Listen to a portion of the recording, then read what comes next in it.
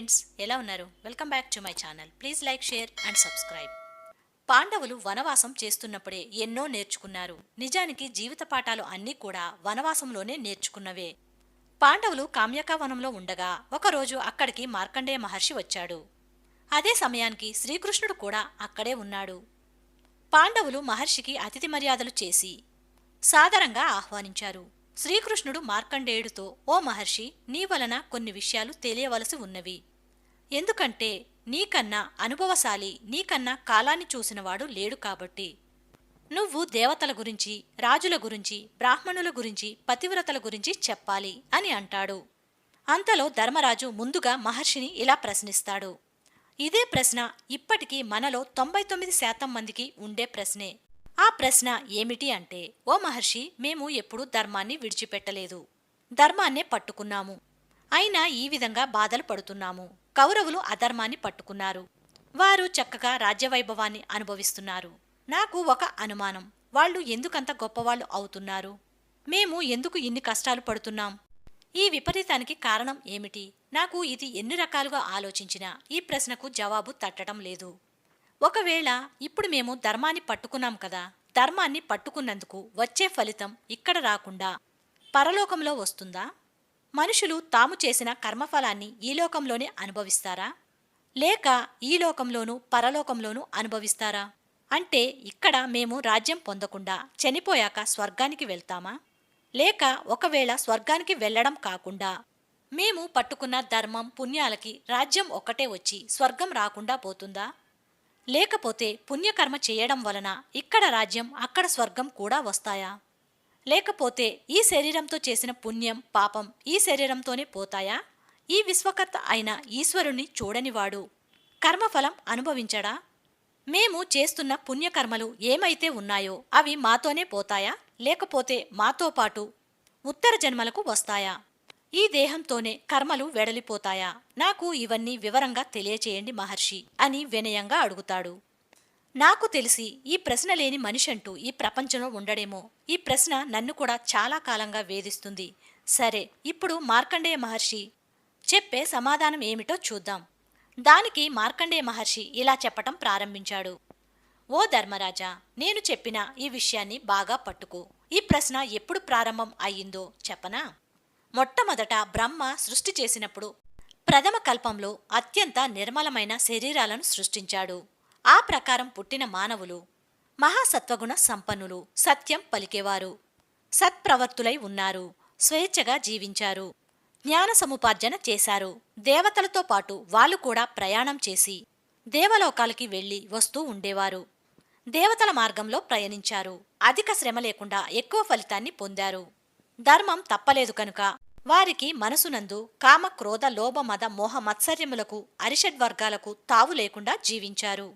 వారికి మత్సరం వంటి దుర్గుణాలు లేవు. అధిక సంతానం కలిగి కొన్ని వేల సంవత్సరాలు ఈ భూమి మీదే జీవించేవారు. కాని కాలక్రమేణా వారిలో వారు భగవంతుడు చెప్పినట్లు ఎందుకు బ్రతకాలి అని ఎవరి ఇష్టం వచ్చినట్లు వారు బ్రతకటం మొదలుపెట్టారు. ఎప్పుడైతే అలా బ్రతకటం మొదలుపెట్టారో మనసులో వారికి కామం, లోభం, మదం, మాత్సర్యం లాంటి దుర్గుణాలు ప్రవేశించాయి. దేవతల వద్దకు రాకపోకలు తగ్గిపోయాయి. దేవతలు వారిని వదిలేశారు.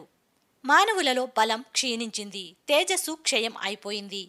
క్షయం అవ్వగానే ఆయుర్దాయాలు తగ్గిపోయాయి. బిడ్డలు తగ్గిపోయారు. సంపదలు తొలగిపోయి దరిద్రులు అయ్యారు. చేసిన కర్మలకు సత్ఫలితాలు రావడం తగ్గింది. రోగగ్రస్తులు అవ్వడం మొదలైంది. దేవుడి మీద నమ్మకం లేక నాస్తికులు అయ్యారు. ఎక్కడ చూసినా ఒకరంటే ఒకరికి పడటం లేదు. ఎప్పుడు ఎవరిని ఎక్కడ ఎలా మోసం చేద్దామా అని చూస్తూ పాపాలు చేస్తున్నారు. నరకానికి పోతున్నారు. జంతు జన్మలు ఎత్తుతున్నారు. ఈ సంసారంలో తిరుగుతూ జనన మరణ చక్రంలో పడి సతమతమవుతున్నారు. ఈ కారణం చేత అందరూ ధర్మాన్ని పట్టుకున్నవారు లేరు. కొందరు ధర్మాన్ని పట్టుకున్నారు, మరికొందరు ధర్మాన్ని వదిలేశారు. ఇలా ధర్మాన్ని ఎప్పుడైతే వదిలేశారో ధర్మాన్ని పట్టుకున్నవాడికి ధర్మాన్ని వదిలినవాడు బాగున్నాడు కదా, నేను కష్టపడుతున్నాను కదా అనే అనుమానాలు బయలుదేరాయి. కాబట్టి భగవంతుడు ఎలా బ్రతకమన్నాడో అలా బ్రతికి ఉంటే వారు ఈశ్వరుడి అనుగ్రహం పొందుతారు. దానికే ధర్మము అని పేరు. ధర్మరాజా, మనుష్యుడు ఒక శరీరాన్ని పొందుతాడు. మిగిలిన శరీరాలు పాపము పుణ్యము చేయడానికి అధికారంతో ఉండవు. ఎందుకంటే వాటికి ధర్మము అనే మాట లేదు. ఉదాహరణకి పశువులు, పక్షులు ఇలాంటివి. వీటికి ఒకటే ధర్మం, పశుధర్మం. పశువులకు ధర్మం ఒకటే, వాటికి ఏ ఆలోచన వస్తే అది చెయ్యడం అంతే. వాటికి పాపం పుణ్యం లేవు. ధర్మం మారేది ఎవరికి అంటే మనుషులకే. మనుషుడికి ధర్మం క్షణక్షణం మారిపోతూ ఉంటుంది. ఎక్కడ ధర్మం అక్కడే ఆచరించాలి. ఆ ధర్మాన్ని పట్టుకోవలసినవాడు మానవుడు. ఆ ధర్మాన్ని పట్టుకోవడానికి కాని వదిలివేయడానికి కాని అభ్యంతరం ఈశ్వరుడికి ఉండదు. ఎందుచేత అంటే ఈశ్వరుడు ఈ శరీరాన్ని నిర్మాణం చేసి బుద్ధిని ఇస్తాడు. మిగిలిన ప్రాణులకు బుద్ధి ఉండదు. మనిషికి బుద్ధితో పాటు శాస్త్రాన్ని, గురువును కూడా ఇస్తాడు. భగవంతుడు నీకు బుద్ధి ఇచ్చి విడిచిపెట్టిన తరువాత నువ్వు ఏం చేస్తున్నా ఆయన జోక్యం చేసుకోడు. జన్మలలో అతి అద్భుతమైనది, సర్వోత్కృష్టమైనది మానవ జన్మ. దీనికి ఒక గొప్పతనం ఉంది. అది ఏమిటో తెలుసా? ఇంతకు ముందు జన్మలో చేసిన పాపాలను ఈ జన్మలో కడుక్కోవచ్చు.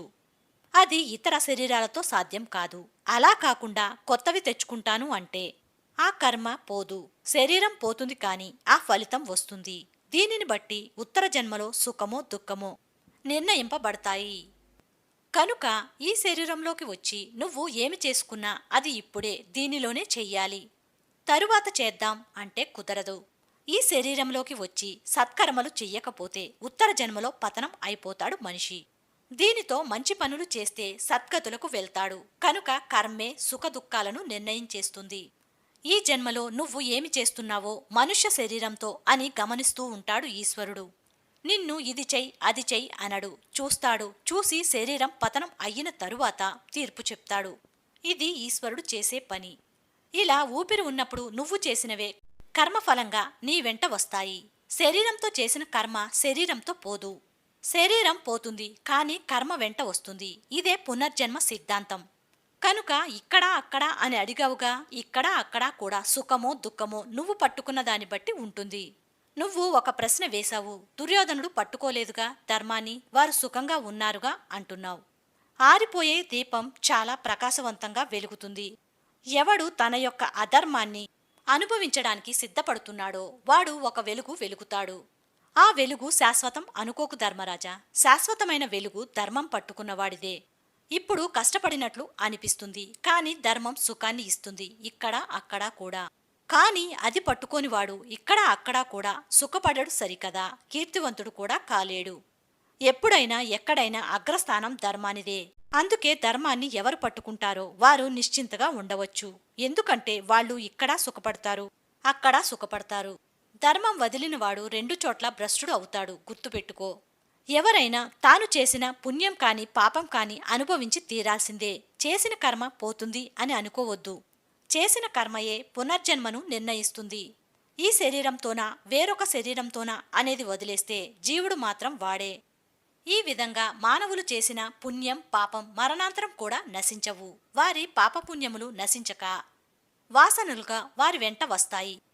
కొందరు వారు చేసిన పాపపుణ్యములకు ఈ జన్మలోనే ఫలితం అనుభవిస్తారు. కొందరు స్వర్గంలోనూ నరకంలోనూ అనుభవిస్తారు. కొందరికి ఈ లోకంలోనూ పరలోకంలోనూ సుఖం ఉండదు. కొందరు ఎక్కువ ధనం సంపాదిస్తారు, కానీ మోహం లోభం కలిగి స్వసుఖాలకు మాత్రమే ధనం ఉపయోగిస్తారు. ఇంద్రియ సుఖాలకు మాత్రమే వెచ్చిస్తారు, పుణ్యకార్యాలు చెయ్యరు. ధర్మరాజా, నువ్వు ఎక్కువ పుణ్యకార్యాలు చేశావు. వేదాధ్యయనం చేశావు, తీర్థయాత్రలు చేయడం లాంటి పుణ్య కార్యక్రమాలు చేశావు. ధర్మవర్తివి కనుక ఈ లోకంలో కష్టాలు అనుభవించిన పరలోక సుఖం లభిస్తుంది. ఎల్లవేళలా ధర్మకార్యాలు చేస్తూ ధర్మాచరణ చేస్తూ ధర్మబద్ధంగా అర్థిస్తూ ధర్మబద్ధంగా వివాహం చేసుకుని సంతానం పొందినవారు ఇహలోక సుఖాలను పరలోక సుఖాలను అనుభవిస్తారు. ఎల్లప్పుడూ అసత్యం పలుకుతూ ఇంద్రియలోలులై నాస్తికులై అపరాధాలు చేసేవారు ఇహలోకంలోనూ పరలోకంలోనూ దుఃఖం అనుభవిస్తారు. ధర్మరాజా, మీరు దేవతాంశతో జన్మించారు. మీరు ధర్మం తప్పకుండా చరిత్రలో శత్రువులను జయిస్తారు, భూభారాన్ని తగ్గిస్తారు, ఎన్నో యజ్ఞయాగాదులు చేసి దేవతత్వాన్ని పొందుతారు అని మార్కండేయ మహర్షి ధర్మరాజుకి చెప్తాడు. మిగిలినవి నెక్స్ట్ వీడియోలో చెప్తాను. Until that take care, by by. Thank you for watching. Please like, share and subscribe.